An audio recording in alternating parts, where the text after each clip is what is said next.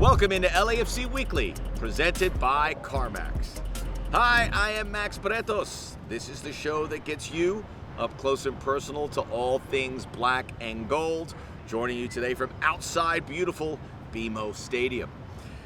Many of you kids may not remember the old movie, but we have what you call a French connection here with the black and gold, with 4 players being born there. Olivier Giroud, Hugo Lloris, Maxime Chanot, and Denis Bouanga. Bouanga represents Gabon on the international stage, but he is a Parisian. Since joining the club here in 2022, he has really integrated himself into Los Angeles life.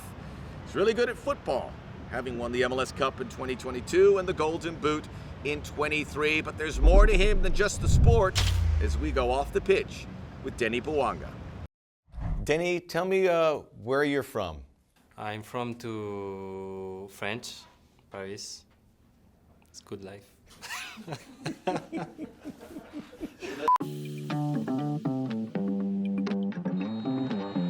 Against his former teammate. Bouanga scores. He went down the middle. And LAFC retakes the lead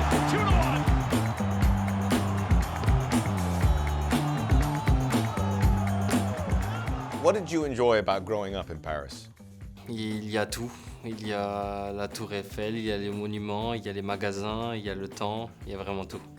J'aime trop le foot depuis petit, depuis l'âge de mes 5 ans, je pense, à cause de mon frère qui jouait aussi au football. Et c'est resté ancré en moi. Et depuis jusqu'à aujourd'hui, voilà, j'ai cette passion en moi et j'espère que ça va durer aussi longtemps.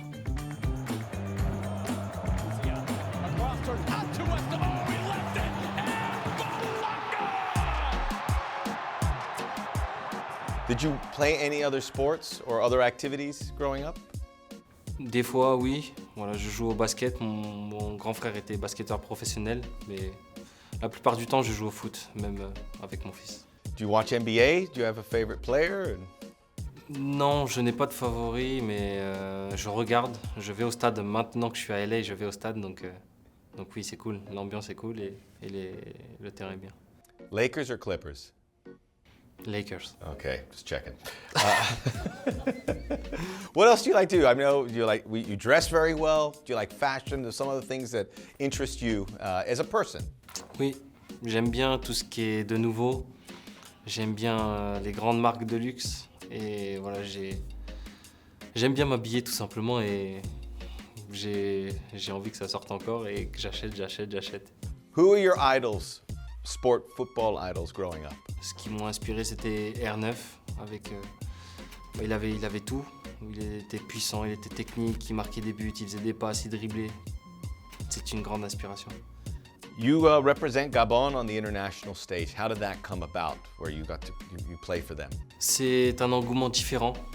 J'aime beaucoup aller en sélection. Déjà, parce que j'y retrouve mes amis et j'y retrouve aussi ma famille. Et puis c'est un autre football que j'aime aussi tout autant que l'Amérique. You once came back from international duty, plane ride, jumped in a car, and came to play for Stadium. Was that always your choice? You said, I want to play, and the coaches will let you play? J'avais cette envie de jouer ce match-là. J'ai tout fait pour rentrer à l'heure. Et voilà, en atterrissant, j'ai reçu un message. Est-ce que tu peux nous donner 20 minutes? J'ai répondu bien sûr que oui, je veux jouer. The celebration, your front flip, where did that come from? J'ai vu ça sur Aubameyang. Aubameyang is my friend. He tried this, only this. And avant, je faisais du breakdance. Et breakdance, tu peux te mettre sur les mains, tu peux faire des saltos et j'avais l'agilité pour faire ça. You in a breakdance crew in Paris as a kid? Dancing? Non, pas de groupe, mais souvent il y avait un groupe de ma ville qui venait nous faire des cours et moi comme j'étais agile, j'ai voulu faire ça et au final je devais choisir entre le breakdance et le football et j'ai choisi le football. Better profession, I think. Yeah. But probably higher ceiling than breakdancing. Yeah, sure. Football is good. Merci, perfect. We got to see some of these moves, though. Coming up on LAFC Weekly, presented by Carmax, we go inside Timothy Tillman's journey to the black and gold. LAFC Weekly is presented by Carmax, official used car retailer of LAFC, by BMO, official bank of LAFC, and by Pacific Office Automation. We have your office game plan.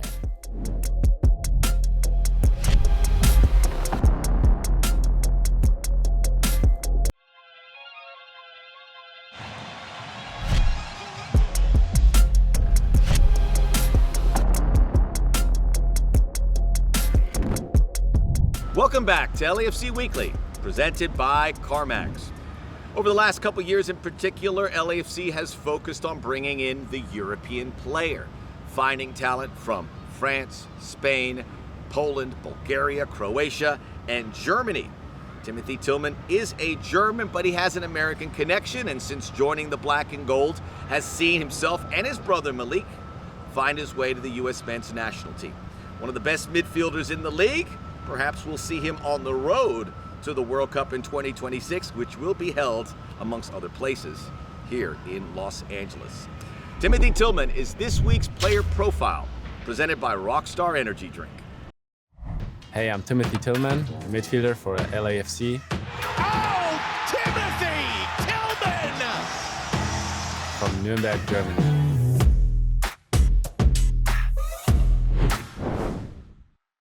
I started my professional career in Nuremberg 2018. Played for the first team there, signed my first professional contract. We were in Bundesliga back then. For a year, I was only on loan there. Yeah, it was still a great experience, an important experience for me as a young kid. My first team, ASV Zindorf, which was just a small town club where I grew up. A couple of steps later, I ended up at the Bayern Academy, which was pretty influential. Playing for the Bayern Academy, playing for another academy from Kräuter Fürth before, just led me to where I am now. And now I'm very happy to be here in LA.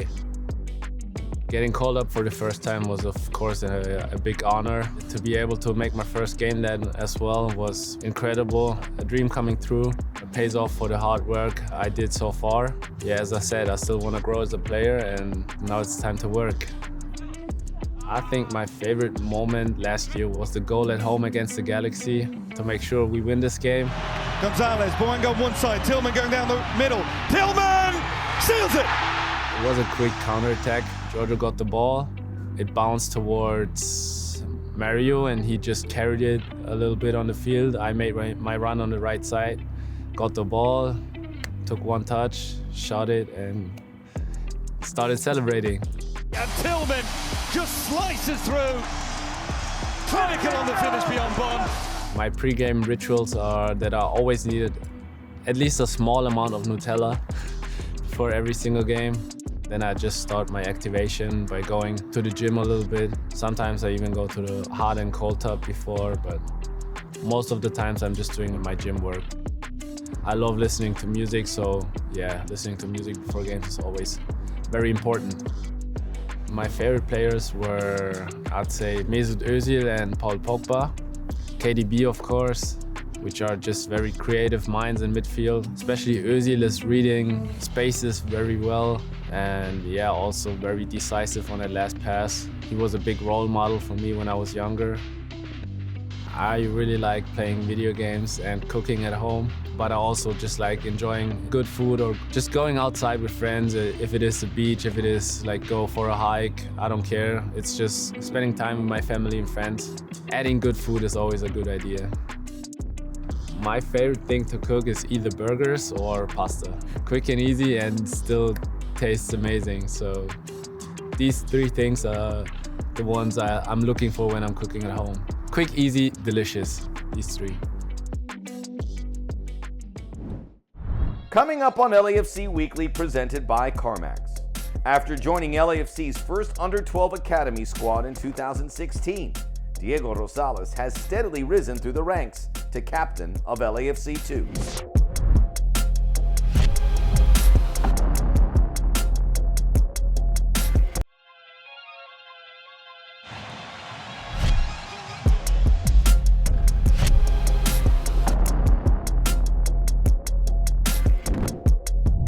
Welcome back to LAFC Weekly, presented by Carmax.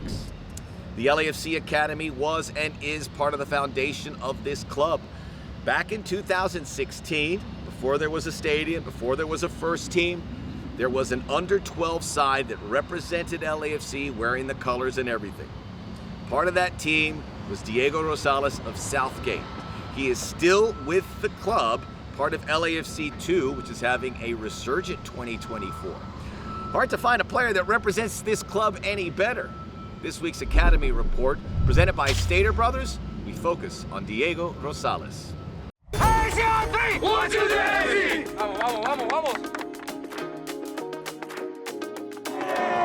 right here, baby! When I joined LAFC Academy, I was 10 years old. I had came from a club called Fullerton Rangers, and they had asked me to come try out.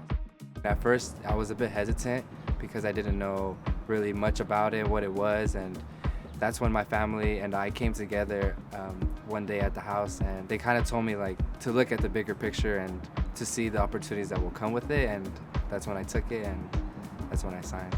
I remember just to see a kid that was very focused with a lot of defensive mentality, a kid that was just trying to lead the group, always just trying to talk. As much as he was always quiet off the field, on the field he was just always trying to talk. I have that mentality where whether you're losing, whether you're winning, whether the game's going well or not, just to always use your voice and always be a talkative person and talk the team and lead the team and organize the group. He had that determination of keep getting better, and that is something that it's very important when you are just in these environments. I think that that's what Diego was bringing since day one. Determination is important to me. I think it's one of the reasons why it's got me to where I am now, that along as hard work, and I think just being able to enjoy life and enjoy football and enjoy what I love to do. You know, it's funny thinking back to 2016 when that was our only team. The first people to ever wear an LAFC jersey, and then to see two of them now in our first team, another one of them now signed as professionals. Brian Moyato is another one. It's Diego himself is testament to this, but also it shows the progress that our academy has made.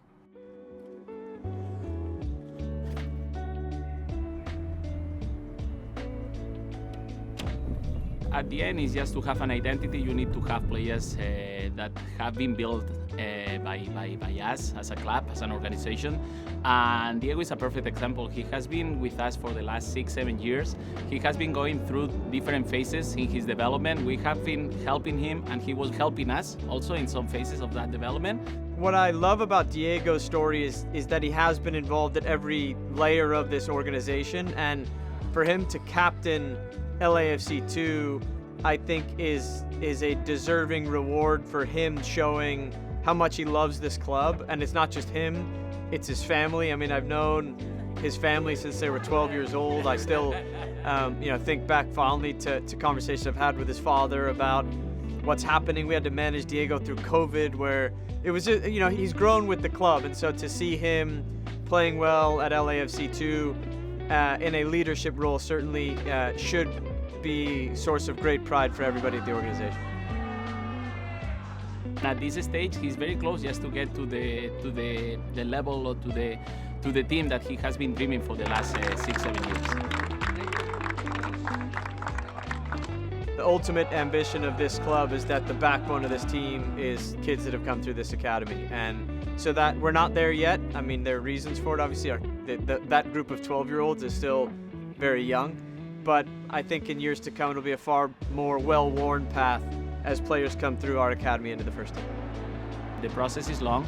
Their careers are going to be long, but they need to trust the process, because at the end you want to see the results, no? And that's what the LAFC Academy means to me. And I think that long term, it's going to be providing to the club even better opportunities and to the players to keep playing for the first team.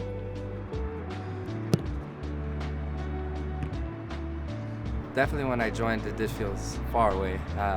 But now that I'm here, being able to train with the first team and play games with the second team, I think it gets closer. It feels closer every day.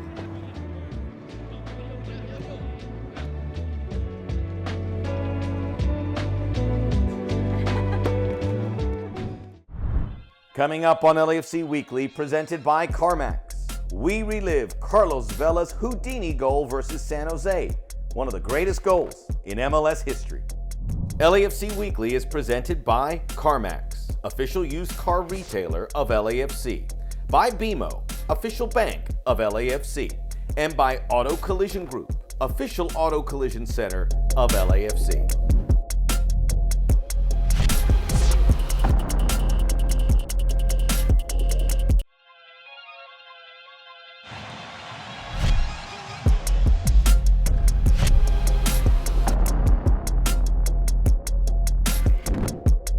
Welcome back to LAFC Weekly, presented by Carmax.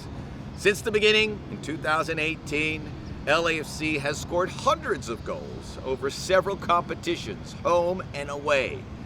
There is one that stands above all the others as the greatest goal in LAFC history. Got to go back to August of 2019, Carlos Vela against the San Jose Earthquakes. I know it's good because it has its own nickname, the Houdini goal. If anyone tells you it's not the greatest goal scored by LAFC player, they're just trying to be cute.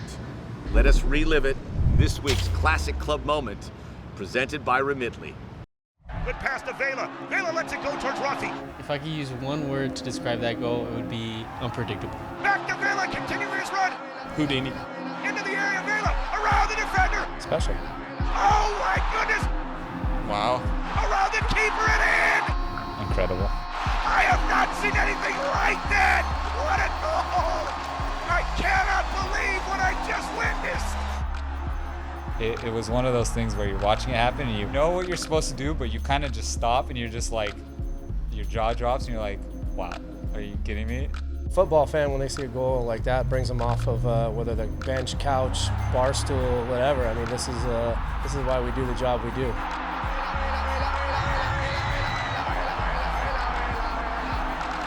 That play was a little bit of transition both ways. You know, we kind of went at them, and then the ball gets played into Josh. And then I was actually up in the stands for this game. Had a great view from up top. So Josh won the ball. You see Carlos start kind of coming across the middle, and Josh plays it. And then Carlos does a little wiggle with the right analog stick. Carlos has presence of mind, knows Diego's behind him to do a little dummy and kind of follow through and run towards goal. I didn't actually think he was going to do something like that. I actually thought he was going to take the ball with him, so nobody expected the little dummy that he does to Diego. And then once he spins, you can't really catch him, so he's out of the play. Diego gets the ball, plays it to Carlos. He says, see you later. And then it's Carlos with the magic, you know, going at the first defender and just shaking him. One more time, see you later. You never know with him. He's just very unpredictable. At the time, I was like, okay, when you pass the goalkeeper, I'm hoping you shoot it. And then just for fun, I'm just going to flick it over to the defender. Then the fact that he stops and doesn't put it in, it was reminiscent of the goal in San Jose where the goalie whiffed and he kind of held it on the line. So he did that again, and poor Lima comes sliding in. You have to as a defender, and he doesn't play it. He like lets him try to get up and poke it again, and he just scoops it in.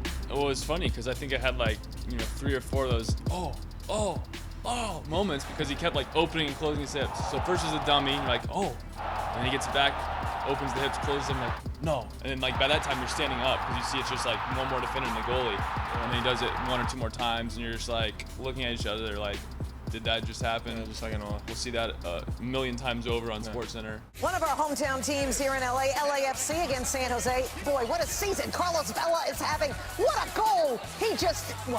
What a move. Other than the 5 million retweets of, on Twitter and all the posts on Instagram and stuff like that, I mean, it's just like I was trying to like, what happened exactly? So you see it on ESPN, you see it on SportsCenter, you're like, yeah, I was on the field for that.